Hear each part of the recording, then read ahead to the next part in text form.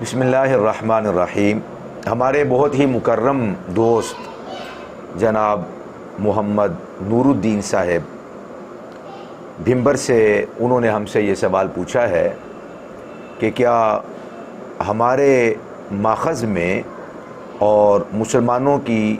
بالخصوص اہل سنت کی کتب میں کیا اس بات کا ثبوت موجود ہے کہ نبی اکرم صلی اللہ علیہ وآلہ وسلم نے خود کو پہاڑ سے گرا کر اپنے نفس کو اور اپنی جان کو قتل کرنے یعنی خودکشی کرنے کا ارادہ کیا تھا؟ کیا ایسی بات یا ایسی کوئی روایت اسلامی لٹریچر اور بالخصوص اہل سنت و جماعت کے لٹریچر کے اندر کیا ایسی کوئی روایت موجود ہے یا نہیں؟ اگر موجود ہے تو اس کا پھر جواب کیا ہے؟ تو سب سے پہلے گزارش یہ ہے کہ جب بھی نبی اکرم صلی اللہ علیہ وآلہ وسلم کی ذات اقدس کی بات آئے، انبیاء کرام علیہم الصلوۃ والسلام کی بات آئے، تو یہ وہ عظیم ہستیاں ہیں اور یہ وہ نفوس قدسیہ ہیں اور وہ عالی ذوات ہیں کہ ان کا ذکر کرتے ہوئے انسان کو بالیقین ہزاروں مرتبہ لاکھوں مرتبہ پہلے سوچنا چاہیے اور اپنے الفاظ اور اپنے جملوں اور اپنی ابحاث کو اور اپنی تقاریر اور اپنی تحریر کو پہلے تولنا چاہیے۔ ہزاروں مرتبہ لاکھوں مرتبہ اپنے وہم کو، اپنے ظن کو، اپنے گمان، اپنے یقین اور اپنے علم کو ہزاروں مرتبہ پہلے ماپنا چاہیے اور اس کے بعد کہیں جا کر امام الانبیاء صلی اللہ علیہ وآلہ وسلم کے حوالے سے انسان کو کوئی رائے قائم کرنی چاہیے۔ سب سے پہلی بات تو یہ ہے کہ نبی اکرم صلی اللہ علیہ وآلہ وسلم کی طرف جو منسوب یہ واقعہ ہے اور یہ جو روایت ہے بالیقین یہ اہل سنت کے لٹریچر کے اندر موجود ہے، جیسا کہ صحیح بخاری شریف کے اندر یہ جناب حضرت معمر سے وہ روایت کرتے ہیں حضرت امام زہری سے، اور حضرت امام زہری اسے آگے نقل کرتے ہیں سیدہ طیبہ طاہرہ حضرت عائشہ صدیقہ طیبہ طاہرہ سلام اللہ تعالی علیہا سے۔ تو یہ صحیح بخاری شریف کے اندر یہ 6982 نمبر حدیث شریف ہے، جسے سیدنا حضرت امام بخاری کتاب التعبیر کے اندر لے کر آئے ہیں۔ باب اول ما بدأ به رسول اللہ من الوحی الرؤیا الصالحہ، اس کتاب کے اندر کتاب التعبیر میں حدیث نمبر 6982 کے اندر یہ روایت موجود ہے کہ حضرت عائشہ صدیقہ طیبہ طاہرہ اس بات کو بیان کرتی ہیں کہ نبی اکرم صلی اللہ علیہ وآلہ وسلم کی نبوت کی جو اوائل ایام تھے تو آپ کے نبوت کی جو ابتدا ہے، اعلان نبوت کی جو ابتدا ہے وہ اچھے خوابوں کے ذریعے سے ہوئی۔ کریم آقا علیہ الصلوۃ والسلام جو بھی رات کو خواب دیکھا کرتے تھے صبح وہ واقعہ اسی طرح من و عن رونما ہو جایا کرتا تھا۔ کریم آقا علیہ الصلوۃ والسلام پھر اللہ تبارک و تعالیٰ کی عبادت کے لیے غار حرا میں تشریف لے جاتے، اور جب تشریف لے جاتے تھے تو سیدہ طیبہ طاہرہ حضرت خدیجۃ الکبریٰ سلام اللہ تعالی علیہا والدہ ماجدہ مخدومہ ثقلین سیدۃ النساء العالمین سیدتنا حضرت فاطمہ الزہرا سلام اللہ تعالی علیہا اور دیگر حضور کی شہزادیوں کی والدہ ماجدہ حضرت خدیجۃ الکبریٰ کریم آقا علیہ الصلوۃ والسلام کے ساتھ توشہ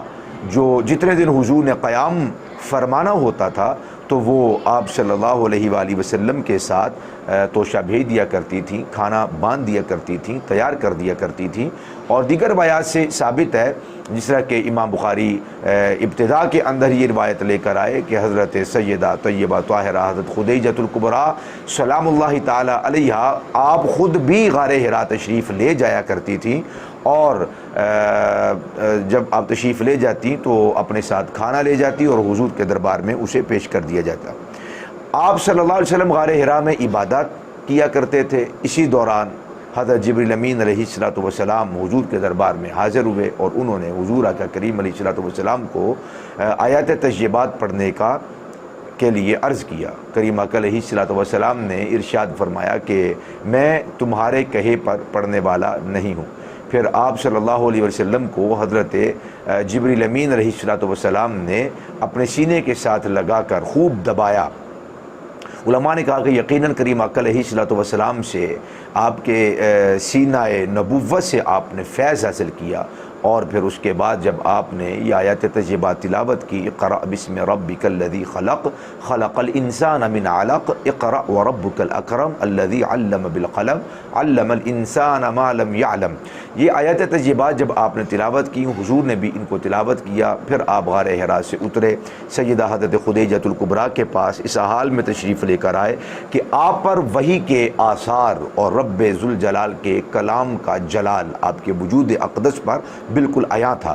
کریم اکرم علیہ الصلوۃ والسلام نے اپنی جان کے ضائع ہونے کا خدشہ ظاہر کیا۔ اس وقت میں حضرت خدیجۃ الکبریٰ سلام اللہ تعالی علیہا نے حضور کے دربار میں جن کلمات اور آپ کے اوصاف کو بیان کر کے آپ کی تسکین قلب کا سامان کیا، پھر حضرت خدیجۃ الکبریٰ اپنے چچا زاد ورقہ بن نوفل کے پاس لے گئیں، اور اس وقت ورقہ بن نوفل حضرت سیدنا عیسیٰ علیہ السلام کے دین پر تھے، شرک سے آپ بری تھے۔ آپ رضی اللہ تعالیٰ عنہ نے کریم اکرم علیہ السلام سے پوچھا کہ کیا ماجرا ہوا، تو آپ نے ساری بات بتلا دی، اور اس کے اندر ایک فرشتے کے آنے کی بات بتلائی، اور جو انہوں نے آیات طیبات آپ کے قلب مقدس پر اتاری تھی ان کا ذکر کیا۔ ورقہ بن نوفل پہچان گئے کہ یہ وہی فرشتہ ہے جو حضرت موسیٰ علیہ السلام کے دربار میں بھی حاضر ہوا کرتا تھا، تو آپ نے بشارت دی کہ عنقریب اللہ تعالیٰ آپ کو اعلان نبوت کا حکم ارشاد فرمائے گا۔ اے کاش کہ میں اس وقت جوان ہوتا اور میں موجود ہوتا، یقیناً میں آپ کی معاونت کرتا، مدد کرتا اور نصرت کرتا۔ ورقہ بن نوفل نے یہ کریم اکرم علیہ السلام کو خوشخبری بھی عطا فرمائی کہ آپ کو اعلان نبوت کا حکم دیا جائے گا، لیکن اے میرے بھتیجے اس کے ساتھ آپ کی قوم آپ کو آپ کے وطن سے نکلنے پر مجبور کر دے گی۔ حضرت ورقہ بن نوفل چونکہ عربی جاننے والے تھے اور انجیل کے بھی جاننے والے تھے، وہ انجیل کو عربی کے اندر تبدیل کر رہے تھے، عربی کے اندر اسے کنورٹ کر رہے تھے، حتیٰ کہ چند دنوں کے بعد ورقہ بن نوفل کا وصال ہو گیا، اور ان کے وصال کے بعد فطر الوحی فطرتاً، یہ صحیح بخاری شریف کے اندر 6982 نمبر کتاب التعبیر ہے، باب اول ما بدئ بہ رسول اللہ من الوحی رؤیا صالحہ کے اندر یہ روایت موجود ہے۔ فطر الوحی فطرتاً، کریم اکرم علیہ السلام پر جو وحی کا سلسلہ جس کا آغاز ہوا تھا وہ رک گیا۔ بعض ائمہ نے کہا کہ تقریباً 2.5 سال تک آپ پر دوبارہ وحی کا نزول نہیں ہوا، بہرکیف ایک لمبا پیریڈ آپ پر وحی نازل نہیں ہوئی۔ حتی حزن النبی، یہاں تک کہ کریم اکرم علیہ السلام کو انتہائی غم پہنچا۔ حضرت معمر حضرت زہری سے نقل کرتے ہیں، اور یہ دونوں بزرگ فرماتے ہیں، حضرت معمر اور حضرت زہری کہتے ہیں فیما بلغنا حزنا، وہ جو ہمیں روایت پہنچی ہے آپ کے حزن کے بارے میں، اس کی کیفیت یہ دونوں حضرات بیان کرتے ہیں، اور آگے کا جو سلسلہ ہے، آگے کے جو الفاظ ہیں، یہ حضرت امام معمر اور جناب حضرت زہری، ان عظیم تابعین کی بلاغت ہے اور ان کی آگے فصاحت ہے کہ انہوں نے آگے کا واقعہ از خود اپنے الفاظ کے ساتھ بیان کیا ہے۔ یہ نبی اکرم صلی اللہ علیہ وسلم نے اپنا واقعہ بیان نہیں کیا، جس طرح کے بعض اردو ترجمہ پڑھنے والے احباب نے جو غیر تربیت یافتہ ہیں، جو اساتذہ کے سامنے جنہوں نے زانو و تلمذ اختیار نہیں کیا، جو عربی کی فصاحت و بلاغت کے نہ جاننے والے ہیں اور انجان ہیں، ان لوگوں نے محض اردو ترجمہ پڑھ کے یہ ثابت کرنے کی کوشش کی کہ نبی اکرم صلی اللہ علیہ وسلم نے خودکشی کا ارادہ کیا، اور حضور نے اسے بیان کیا ہے، اور یہ حدیث شریف بخاری شریف کے اندر موجود ہے۔ جبکہ حقیقت یہ ہے کہ یہ آگے کے جو الفاظ ہیں اور آگے کا جو بیانیہ ہے یہ حضرت معمر کا ہے اور حضرت امام زہری کا ہے۔ وہ کہتے ہیں کہ فیما بلغنا، جیسا کہ ہمیں روایت پہنچی، وہ روایت پہنچانے والے کون تھے، کنہوں نے یہ آگے والے الفاظ بیان کیے، یہ واقعہ آگے کنہوں نے بیان کیا؟ کیا رسول اللہ صلی اللہ علیہ وسلم نے خود یہ واقعہ بیان کیا تھا؟ اگر حضور نے یہ خود واقعہ بیان کیا تو کس نے سنا، اور پھر کس نے اس کو آگے روایت کیا؟ اس کے بارے میں صحیح بخاری کی یہ روایت اور یہ مقام بالکل خاموش ہے، جبکہ دیگر محدثین نے جیسا کہ امام مسلم اور امام حبان اور دیگر بہت اکابر محدثین نے اس روایت کو جو نقل کیا ہے، تو یہ آگے کا بیانیہ اور یہ آگے کی جو بلاغت اور آگے کا جو واقعہ ہے، یہ کسی ایک محدث نے بھی اس کو اپنی کتاب کے اندر نقل نہیں کیا، بعض محدثین نے جو نقل کیا ہے تو وہ انہی بزرگوں کی طرف اس کا قول کیا ہے کہ یہ آگے کا جو بیان ہے یہ امام زہری کا بیان ہے، یہ انہوں نے واقعہ بیان کیا، انہوں نے قصہ بیان کیا، یا یہ معمر کی فصاحت و بلاغت ہے اور یہ انہوں نے قصہ اور واقعہ بیان کیا ہے۔ چونکہ یہ جو آگے کے الفاظ اور آگے کا جو واقعہ ہے جس کے اندر کریم آقا علیہ الصلوۃ والسلام کی طرف خودکشی کرنے کی نسبت کی گئی ہے، یہ رسول اللہ صلی اللہ علیہ وسلم نے اس کو بیان نہیں کیا۔ کوئی صحابی اس کو نقل نہیں کرتے، کسی صحابی نے اس کو بیان نہیں کیا کہ ہم نے رسول اکرم صلی اللہ علیہ وسلم سے اس کو سنا، نہیں، بلکہ یہ اضافہ ہے جناب معمر کی طرف سے یا حضرت امام زہری یا ان دونوں بزرگوں کی طرف سے یہ اضافہ ہے۔ تو یہ حدیث شریف اور اس کی جو سند ہے یہ متصل نہیں ہے۔ جب اس کی روایت متصل نہیں ہے، یہ جو آگے کا واقعہ بیان ہو رہا ہے اس کے اتصال نبی اکرم صلی اللہ علیہ وسلم تک یہ روایت نہیں پہنچتی، تو پھر اس کے اوپر جزم اختیار کرنا اور یقین رکھنا اس کے اوپر، یا حضرت امام بخاری رحمۃ اللہ تعالی علیہ آپ کی محبت کے اندر کریم آقا علیہ الصلوۃ والسلام کی طرف ایسے فعل شنیع کی نسبت کرنا یہ بہت سخت معاملہ ہے۔ اس لیے تمام اکابرین نے، امام ابن حجر اسقلانی ہوں یا اس کے علاوہ امام ابن ملقن ہوں یا دیگر امام بدر الدین عینی ہوں، دیگر تمام شروحات کے اندر محدثین نے اس آگے کے واقعہ اور نبی اکرم علیہ الصلوۃ والسلام نے جو خودکشی کرنے کا ارادہ فرمایا تھا اور 2-4 مرتبہ خود کو پہاڑ سے گرانے، کوہ صبیر یا کوہ حرا سے گرانے کا جو ارادہ حضور نے فرمایا تھا، یہ والے جو الفاظ ہیں یہ کسی بھی محدث نے نقل نہیں کیا اور کسی ایک نے بھی اس کا دفاع نہیں کیا۔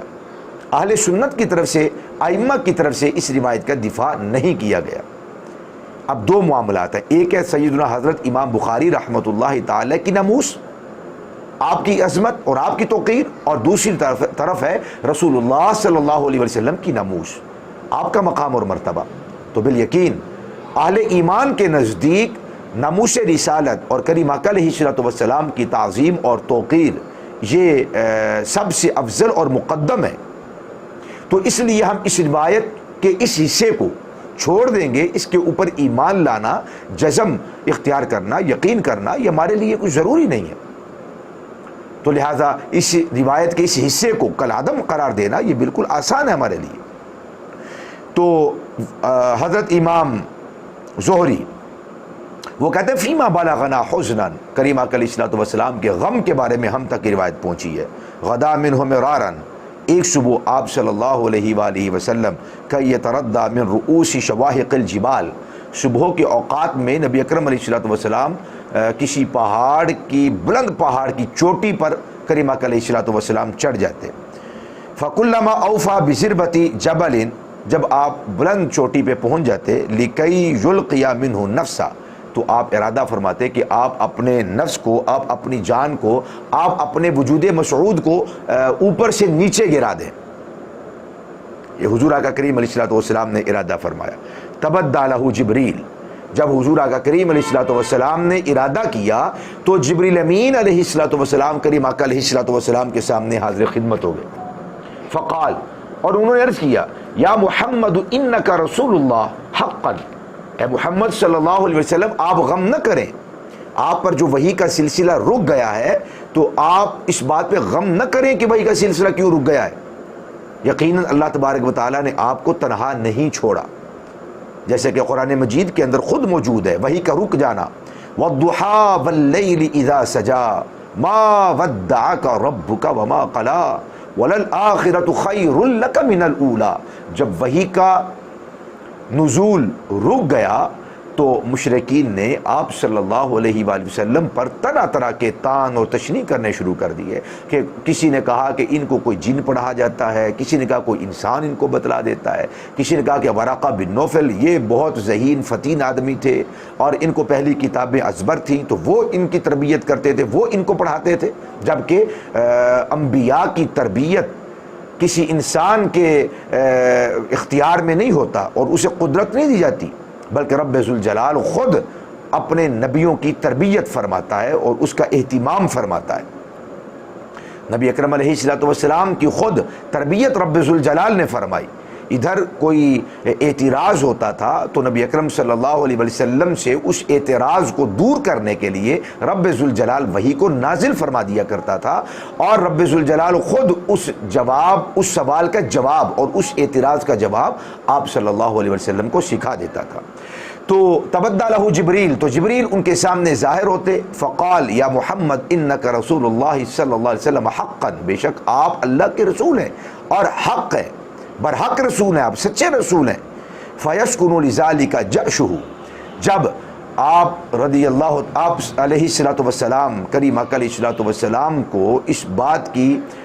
تلقین کرتے اور آپ کے دربار میں اور آپ کے حضور میں حاضر ہو کر یہ گزارشات پیش کرتے کہ انک رسول اللہ حقا، آپ غم نہ کیجیے، اللہ نے آپ کو تنہا نہیں چھوڑا، وہ اپنے نبیوں اور اپنے رسولوں کو تنہا نہیں چھوڑتا، بالیقین آپ حق برحق نبی ہیں، برحق رسول ہیں۔ تو فیسکن لذالک جأشہ، تو آپ کی گھبراہٹ چلی جاتی، آپ کا غم دور ہو جاتا، آپ کی تکلیف چلی جاتی اور آپ مطمئن ہو جاتے، پرسکون ہو جاتے۔ وتقر نفسہ، اور آپ کی آنکھیں ٹھنڈی ہو جاتی، آپ کا دل ٹھنڈا ہو جاتا، غم جاتا رہتا۔ فیرجعوا، پس آپ لوٹ آتے، آپ پہاڑ سے اترتے اور آپ اپنے گھر کی طرف تشریف لے جاتے۔ فإذا طالت علیہ، پھر جب طویل مدت گزر جاتی، دوبارہ وحی کا نزول نہ ہوتا، تو فترۃ الوحی، وحی دوبارہ نازل نہ ہوتی اور رک جاتی، تو غدا لمثل ذالک، آپ اگلے دن صبح پھر اسی طرح آپ معاملہ فرماتے، پہاڑ پہ چڑھ جاتے، خود کو گرانے کا ارادہ ظاہر کرتے، اور جبریل سامنے آ جاتے اور کہتے یا محمد انک رسول اللہ حقا، آپ غم نہ کیجئے، اللہ نے آپ کو تنہا نہیں چھوڑا، یقیناً وہ وحی کا سلسلہ جاری فرمائے گا، آپ سے ہم کلام ہوگا، آپ سے ہم کلام ہوگا۔ جب حضرت جبریل یہ بات کرتے تو آپ پھر مطمئن ہو جاتے، آپ پھر دوبارہ تشریف لے جاتے۔ فإذا اوفى بضربۃ جبل تبدّا لہ جبریل، آپ جب پہاڑ کی چوٹی سے گرنے کا ارادہ ظاہر کرتے، جبریل سامنے آ جاتے، فقال لہ مثل ذلک، پھر دوبارہ آپ اسی کے مثل ارشاد فرمایا کرتے تھے۔ میں یہ خیال کرتا ہوں کہ یہ جو حصہ ہے بالخصوص اگر اسے ائمہ دین کی صحبت اختیار کیے بغیر اس حصے کو پڑھا جائے تو یہ بہت بڑی جسارت ہو جائے گی، اور اس کے اندر، اس حصے کے اندر بظاہر بہت بڑی گستاخی ہے کہ اللہ کا نبی حرام کام کا ارادہ کیسے کر سکتا ہے، وہ خودکشی کا ارادہ کیسے کر سکتا ہے۔ بالیقین اللہ کے نبی معصوم ہوتے ہیں، وہ گناہ کا ارادہ نہیں کر سکتے۔ تمام ائمہ اہل سنت اور مسلمان اور جمی مومنین اور مومنات کا اس بات پر اتفاق ہے کہ اللہ کے نبی ہر طرح کے گناہوں سے محفوظ ہوتے ہیں، وہ صغیرہ گناہ ہوں، وہ کبیرہ گناہ ہوں۔ خالق کائنات ان کے گرد عصمت کی باڑ کو لگا کے رکھتا ہے، ان کی حفاظت از خود کرتا ہے۔ ہاں، حضور اتنے غمگین ہوتے تھے، اتنے پریشان ہوتے تھے ان لوگوں کے لیے کہ جن کو حضور دعوت ایمان دیتے اور وہ حضور کی دعوت کو قبول نہ کرتے۔ آپ صلی اللہ علیہ وسلم ان کے اخروی انجام کے بارے میں چونکہ بہت خوب جانتے تھے کہ ان کا انجام کیا ہونے والا ہے، تو اس وجہ سے کریم آقا علیہ الصلوۃ والسلام ان کا اخروی انجام دے کر بہت زیادہ پریشان ہو جایا کرتے تھے، جس طرح کہ خالق کائنات نے سورہ شعراء کے اندر آیت نمبر 3 میں ارشاد فرمایا لعلک باخع نفسک الا یکونوا مؤمنین، کہ اے محبوب علیہ الصلوۃ والسلام آپ اتنے غم زدہ ہو جاتے ہیں کہ لگتا ہے کہ آپ اپنی جان کو ضائع کر بیٹھیں گے، اگر یہ ایمان نہیں لے کر آتے تو آپ کا کام پہنچانا ہے، ان کو منانا نہیں ہے۔ اسی طرح رب ذوالجلال اپنے نبی علیہ الصلوۃ والسلام کی خود تربیت فرماتا ہے، جس طرح کہ آپ نے ایک حلال چیز کو اپنی ذات پر حرام قرار دے دیا تھا، شہد کو، شہد حلال ہے، سابقہ امتوں کے اندر بھی حلال تھا، اس امت میں بھی حلال ہے اور آج تک حلال ہے، صبح قیامت تک یہ حلال ہے۔ کریم آقا علیہ الصلوۃ والسلام نے خود اسے اپنے نفس پر حرام ٹھہرا لیا، تو رب ذوالجلال نے آپ کی تربیت فرماتے ہوئے کہا یا ایھا النبی لم تحرم ما احل اللہ لک تبتغی مرضات ازواجک، تو اے محبوب علیہ الصلوۃ والسلام آپ نے اس چیز کو کیوں حرام قرار دے دیا جس کو اللہ تعالیٰ نے حلال قرار دیا ہے؟ تو اللہ تعالیٰ نے آپ صلی اللہ علیہ وسلم کی تربیت فرمائی۔ تو اسی طرح جب حضور قرآن مجید کی تلاوت کرتے تو اس کے اندر بہت زیادہ زیادتی کرتے، ساری رات حضور کریم علیہ الصلوۃ والسلام کھڑے رہتے کہ آپ کے وجود مسعود کا خون مبارک آپ کے قدمین میں جمع ہو جاتا اور آپ کے جو قدمین ہیں وہ متورم ہو جاتے اور سوج جایا کرتے تھے، اور بعض روایات میں ہے کہ بعض اوقات آپ کے قدمین شریفین پھٹ جایا کرتے تھے اور ان سے خون رسنا شروع ہو جایا کرتا تھا۔ تو اللہ تعالیٰ نے آپ صلی اللہ علیہ وسلم کی خود تربیت فرمائی، فرمایا طٰہٰ ما انزلنا علیک القرآن لتشقیٰ، اے محبوب صلی اللہ علیہ وسلم ہم نے قرآن کو اس لیے نازل نہیں کیا کہ آپ مشقت میں پڑ جائیں۔ تو رب ذوالجلال نے اپنے محبوب کی از خود تربیت فرمائی، از خود اپنے محبوب علیہ الصلوۃ والسلام کی حفاظت فرمائی۔ اللہ کا کوئی نبی بھی گناہ کا ارادہ نہیں کرتا۔ تو چونکہ یہ روایت اتنی مضبوط نہیں ہے تو اس کے اوپر یقین رکھنا اور ایمان لانا بھی ضروری نہیں ہے۔ بعض علماء نے اس کی توجیہ اور تعویل یہ بھی کی ہے کہ چونکہ یہ جو آپ کا ارادہ فرمانا تھا پہاڑ سے خود کو گرانے کا، تو یہ قضا اور قدر کے حوالہ سے اس پر ناراضگی کے سبب سے نہیں تھا، بلکہ یہ جو اللہ تبارک و تعالیٰ نے آپ کو نعمت عطا فرمائی تھی، وحی کی نعمت عطا فرمائی تھی، وہ ہم کلام ہوتا تھا، تو اس کے حصول کا رک جانا، وحی کا رک جانا اور اس نئی وحی کا حاصل نہ ہونا،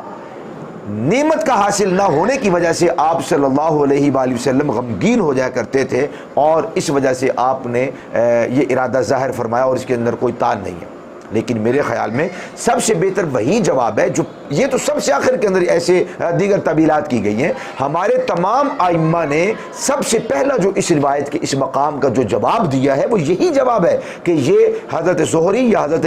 معمر، یہ ان کی فصاحت و بلاغت اور یہ ان کا قصہ بیان کیا ہوا ہے اور یہ سند متصل نہیں ہے۔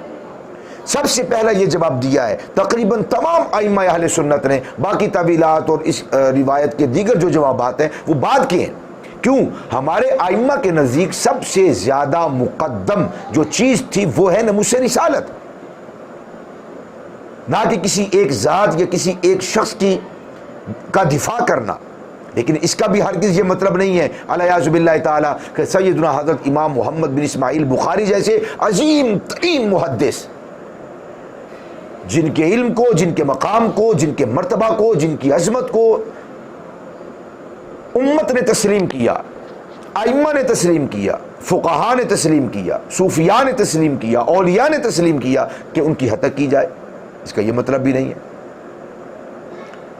اس کا یہ مطلب بھی نہیں ہے۔ اب سیدنا حضرت امام بخاری اس روایت کو کیوں لے کر آئے؟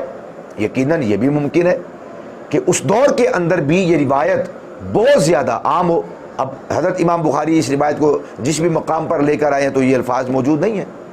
یا دیگر محدثین نے اگر اس کو نقل کیا ہے تو رسول اللہ صلی اللہ علیہ وسلم کی طرف اسے منسوب نہیں کیا۔ فیما بلغنا حزنا، حضرت معمر کہتے ہیں، حضرت زہری کہتے ہیں اور دیگر لوگ کہتے ہیں کہ ہم تک یہ واقعہ اس طرح پہنچا ہے۔ اب پہنچانے والے کون ہیں، وہ ذریعہ کون ہے، وسیلہ کون ہے، وہ راوی کون ہے؟ اس سے یہ روایت اور جس نے بھی اس روایت کو نقل کیا ہے وہ تمام اسانید اور تمام وہ متون بالکل خاموش ہیں۔ لہٰذا ہمارے پیش نظر نبی اکرم نور مجسم شفیع دو عالم صلی اللہ علیہ وسلم کی ناموس، آپ کی قدر، آپ کی منزلت، آپ کا مقام اور آپ کا مرتبہ ہے، اور ہم مکلف بھی اسی کے بنائے گئے ہیں کہ ہم کریم آقا علیہ الصلوۃ والسلام کی تعظیم و توقیر کو بجا لائیں۔ لِتُؤْمِنُوا بِاللَّهِ وَرَسُولِهِ وَتُعَزِّرُوهُ وَتُوَقِّرُوهُ وَتُسَبِّحُوهُ بُكْرَةً وَأَصِيلًا، اور کریم آقا علیہ الصلوۃ والسلام کے وسیلہ جلیلہ سے آپ کی اتباع اور آپ کی تعلیمات کے مطابق آپ کے فیض سے اکابرین کی تعظیم اور توقیر ہے۔ وہ حضور کی تعظیم اور توقیر سے مقدم نہیں ہے۔ حضور کی ناموس، حضور کی آبرو، آپ کی عزت، آپ کا مقام اور مرتبہ مقدم ہے۔ تو لہٰذا ہم مکلف بھی چونکہ اسی چیز کے ہیں تو ہم اسی چیز کو بیان کریں گے کہ نبی اکرم صلی اللہ علیہ وسلم ایسے معاملات کہ جس کے اندر ایک گناہ کبیرہ کا جس کے اندر وہ صفت پائی جائے، وہ اللہ کے نبی اس کا کبھی ارادہ اور کبھی اظہار بھی کرے۔ اور آخری بات یہاں پہ عرض کروں گا کہ اس وقت کریم آقا علیہ الصلوۃ والسلام کو واضح طور پر خودکشی کے آداب بھی اور احکام بھی صادر نہیں کیے گئے تھے، یہ بہت بعد میں فرمایا گیا اور احکام نازل ہوئے کہ خودکشی حرام ہے۔ اس وقت کو واضح حکم چونکہ آپ صلی اللہ علیہ وسلم کو بیان نہیں کیا گیا تھا، یہ بھی علماء نے اس کی تعویل کی ہے، چونکہ آپ صلی اللہ علیہ وسلم کو مطلع نہیں فرمایا گیا تھا اس وقت کہ خودکشی حرام ہے، جائز نہیں ہے. تو بعض علماء کہتے ہیں کہ ممکن ہے، چونکہ آپ صلی اللہ علیہ وسلم کی اس حوالے سے کوئی رہنمائی نہیں کی گئی تھی، کوئی حکم نازل نہیں کیا گیا تھا، تو اس لیے آپ نے ایسا ارادہ ظاہر کیا. جیسا کہ میں نے کہا یہ تمام تعویلات بہت بعید اور بعد کی ہیں. سب سے پہلے حضور کی عزت، آبرو و ناموس ہے. خالق کائنات ہمیں کریم علیہ الصلوۃ والسلام کی مودت و محبت میں زندگی بسر کرنے کی توفیق نصیب فرمائے، ایک ایک لمحہ بسر کرنے کی توفیق عطا فرمائے، اور ایمان کی حالت میں ہمیں موت نصیب فرمائے. یہ دعائیں ہماری اولاد، ہماری نسلوں کے حق میں قبول و منظور فرمائے. ہم دعا کرتے ہیں کہ اس وقت جو اہلیان پاکستان ایک بہت بڑی مصیبت کے اندر گرفتار ہیں، سیلاب کی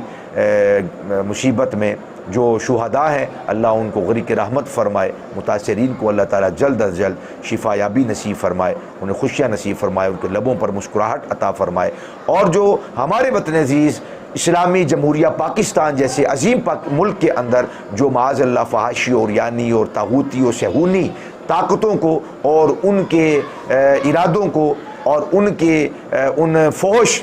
ترین ان کے افعال کو جو یہاں پر معاذ اللہ سوچی سمجھی سازش کے تحت جو مسلمان خاندانوں پر نافذ کرنے کی کوشش کی جا رہی ہے، اللہ تبارک و تعالیٰ ایسے لوگوں کو ہدایت نصیب فرمائے، ہمارے خاندانوں کی، ہماری نسلوں کی، ہمارے بچوں کی حفاظت فرمائے. اور یہ ٹرانسجینڈر نامی جو ایک قانون اور بل پاس کیا گیا ہے اور قانون باقاعدہ بنا دیا گیا ہے، خالق کائنات اس کی بےہودگی سے اور اس کی غلاظت سے ہمیں اور ہماری نسلوں کو محفوظ فرمائے. وما توفیق الا باللہ.